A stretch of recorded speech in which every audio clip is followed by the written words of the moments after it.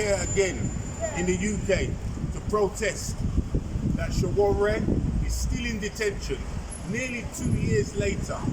All he's doing is fighting for citizens' rights so that we can enjoy a better country, so that these criminals in office are in a position to exit the building. That's what they should do.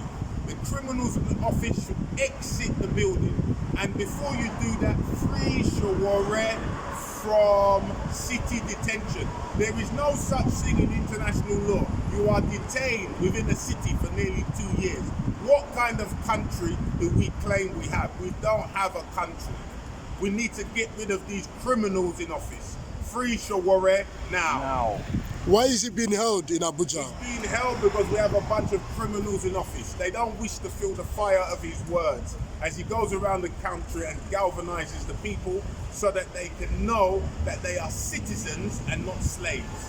As citizens, you will have rights. As citizens, your government should be doing things for you. We must honestly ask ourselves, do we have citizenship, or are we slaves within that contraption that we now call Nigeria? We need to free those who speak up for us. What There's nothing wrong in free speech. What are the rights? What are the rights of a citizen? What rights do we have? The rights of citizens are that we should expect good governance. We should expect good healthcare. Yep. We should accept, look around in the UK, we have good roads, we have 24-hour electricity supply, we have good healthcare, we have great schools. Their budget is not more than our own per capita.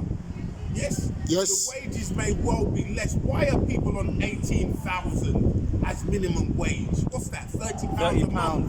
£30. A month. The question is, how is a person supposed to survive on that?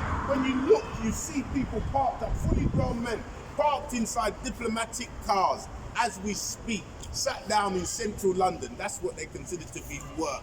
Should they not be more active so that they can ferry around this criminal bunch of cabal who are slicing the country's resources for themselves? So what we want is we want good people in office, people who are decent, people who have integrity, not this bunch of divided amongst themselves cabal who we have in at this point. So we need for the people to understand, you must speak up. It's not an individual protest. I'm not protesting on your behalf. I'm protesting so that I too can get the dividends of good citizenship in that country which we call Nigeria. Thank you very much. And one more thing I need to ask you, just for the people to know, is there other people like you everywhere and other places? There are people all across the globe, you might think, because somebody has described it as the few who are making, what did they call it, a child's play. As we saw when they murdered citizens, young, the future, they murdered them in Lekki, they murdered them in Alausa, they murdered them in Abuja, they murdered them in eastern Nigeria as we speak. 646 people have been murdered by so-called governors. We must question ourselves. If you're murdering the future, what future do we have? So there are people who are speaking up as we speak. There are people all around the globe. Their number is multiplying as we speak. Don't think because you see me here.